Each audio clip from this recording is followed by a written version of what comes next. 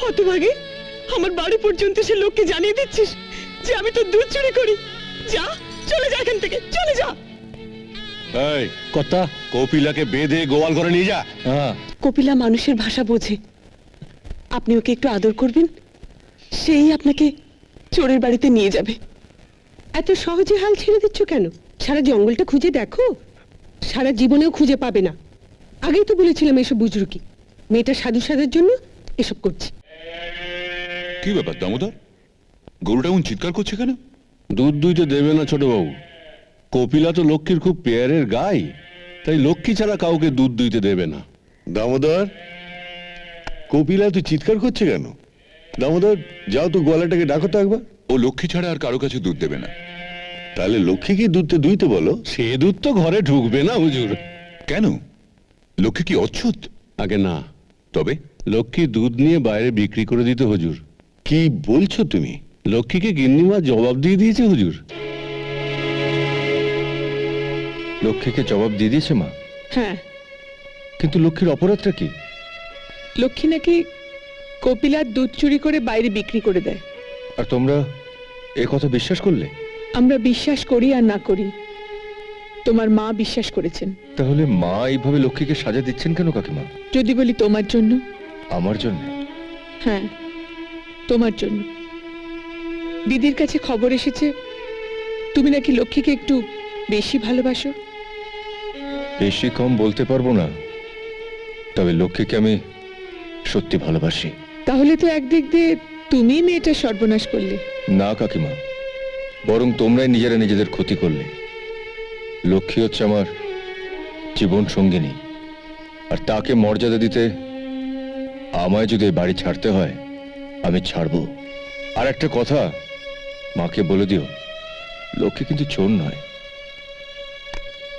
চোর কি সাধু সেটা 2-4 দিনের মধ্যেই প্রমাণ হয়ে যাবে। আর তোর বাবা কপিলা দুধ থেকে গোয়ালাকে দুধ নিতে বারণ করেছে। কেন? কারণ কপিলা কতদিন দুধ না দিয়ে থাকে সেটা দেখা যাবে, আর লক্ষ্মী দুধ চুরি না করে সংসার কিভাবে চালায় সেটাও দেখা যাবে। দাদা, লক্ষ্মী যে চোর এ কথা মানতে আমি রাজি নই। হ্যাঁ, খটকা তো আমারও লাগছে, কিন্তু কপিলার দুধ যাচ্ছেই বা কোথায়? অন্য কেউ চুরি করতে পারে, এখনো কোনো অভিযোগই প্রমাণিত হয়নি। দুঃখী মেয়েটার অন্ন কেড়ে নিয়ে মিছিমিছি কেন আমরা পাপের ভাগিদার হলাম বলতো? তাহলে না হয় ওকেই ডেকে পাঠাও। দাদা, ওরা গরিব হতে পারে, কিন্তু মান সম্মান বোধটা আমাদের চেয়ে কিছু কম নয়। হুজুর, কপিলা দড়ি পালিয়েছে হুজুর। সে কি? পালাবেই তো, এ তো লক্ষ্মীর শিক্ষা। চোর ধরবেন বলেছিলেন না ছোট বাবু? প্রমাণ চাই, হাতে নাতে প্রমাণ দিয়ে দেবো। চলুন তো বসেন, আসুন আসুন আসুন আসুন আসুন।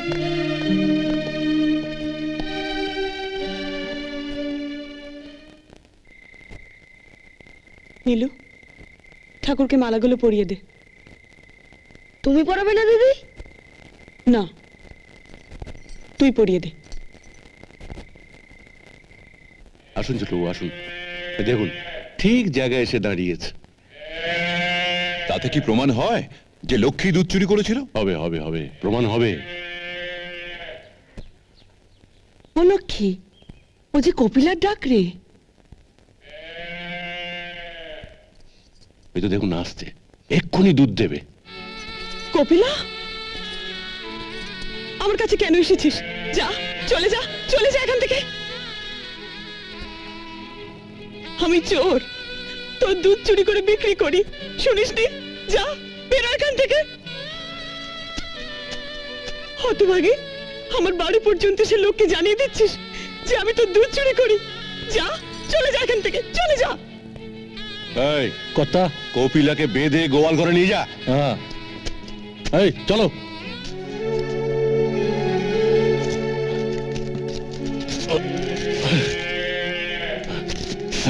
চল চল, চল। লক্ষ্মী, আমি বুঝতে পারছি তোর নামে মিথ্যে অপবাদ দেওয়া হয়েছে। কেন তুই নিজে দাদার কাছে গিয়ে বলছিস না তুই চোর নোস? আমি যে চুরি করিনি আপনি বিশ্বাস করেন কাকাবাবু? হ্যাঁ করি, কিন্তু দাদাকে কে বোঝাবে? কপিলা মানুষের ভাষা বোঝে, আপনি ওকে একটু আদর করবেন, সেই আপনাকে চোরের বাড়িতে নিয়ে যাবে।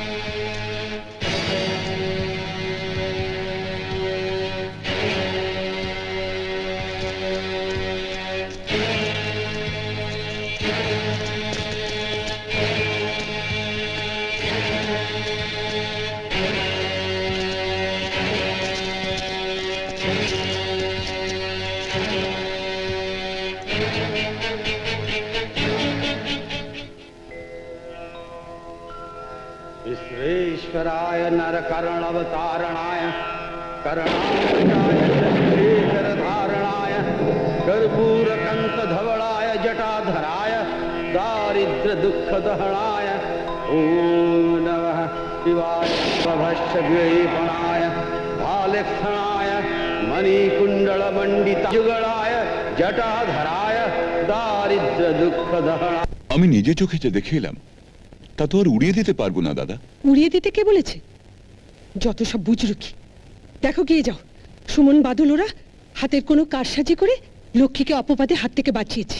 কি বলছো তুমি? শিবন্দরকে ওইটুকু ছেলেমেয়েরা বোকা বানাবে, আর কপিলাও কি ওই বুজরুকির দলে থাকবে? কি করে বিশ্বাস করি? আমরা সকাল সন্ধ্যে দেবতার সেবা করি। দেবতার সেবার কথা আমাদের সারা গ্রাম জানে। আমাদের কোনোদিন এরকম অলৌকিক ঘটনা ঘটলো না, আর ওটুকু একটা মেয়ে, ওর প্রতি বাবা মহাদেব কৃপা করবে কেন? ওকে শিব পুজো করে? করে বৌঠান, নিশ্চয়ই করে। তা না হলে লক্ষ্যের প্রতি ঈশ্বরের কৃপা আমরাই বা দেখবো কি করে বলুন তো? ছাই করে। শিব পুজো কি চারটিখানি কথা? তার জন্য শুদ্ধাচার করতে হয়। থাকে তো ওটুকু একটা কুড়ে ঘরে, শুদ্ধাচার মানবে কি করে? আমাকে ডেকেছেন হুজুর? হ্যাঁ, কালকে রাত্রের ঘটনা তুমি নিশ্চয়ই শুনেছো। আগে হ্যাঁ, অলৌকিক ব্যাপার হুজুর। তোমাদের গিন্নিমা তো বিশ্বাসই করতে চাইছেন না। চাইছি নাই তো। তাহলে এক কাজ করো নায়েব, যে জায়গায় শিবলিঙ্গিটি দেখা গিয়েছিল সেখানে খুব ভালো করে খনন করো, শিবলিঙ্গিটি নিয়ে এসো, আমি প্রতিষ্ঠা করব। যে আগে হুজুর। যারা খনন করবে তারা যেন শুদ্ধ বস্ত্রে স্নান করে যায়। কি বৌঠান, ঠিক বলেছে তো? কিন্তু তার আগে একবার কুলপুরোহিতকে তো বলতে হবে হুজুর। কেন, কুলপুরোহিত কি করবে? আগে মহাদেবের পুজো করতে হবে, তার অনুমতি নিতে হবে, তারপর খনন কার্য শুরু করতে হবে। হ্যাঁ হ্যাঁ, তুমি তাই করো, তাড়াতাড়ি দেবাদিদেবকে নিয়ে এসো। যে আগে। আপাতত উনি আমার মন্দিরে অধিষ্ঠান করবেন, তারপর নতুন মন্দির করে আমি তার প্রতিষ্ঠা করব। ঠিক আছে। যতই চেষ্টা করো কিছুই তোমরা পাবে না। দেখে নিও, শেষ পর্যন্ত আমার কথাটাই সত্য হবে।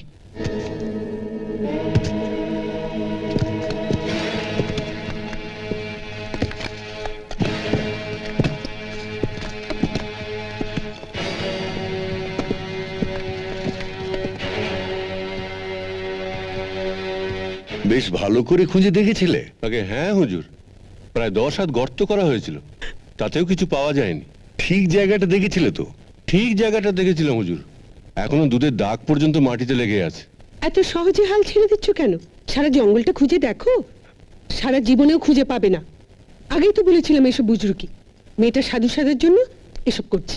মহামায়া, একটা মেয়ে একা এত সব অলৌকিক কাণ্ড করতে পারে না। তুমি একা দেখো, ওদের দলবলকে তো তুমি দেখোনি? শয়তানের ধাড়ি সব। লক্ষ্মীকে গা ছাড়া করলে কিংবা একটা ছেলে ধরে ওকে বিয়ে দিয়ে দিলে সব অলৌকিক ব্যাপার স্যাপার উঠে যাবে।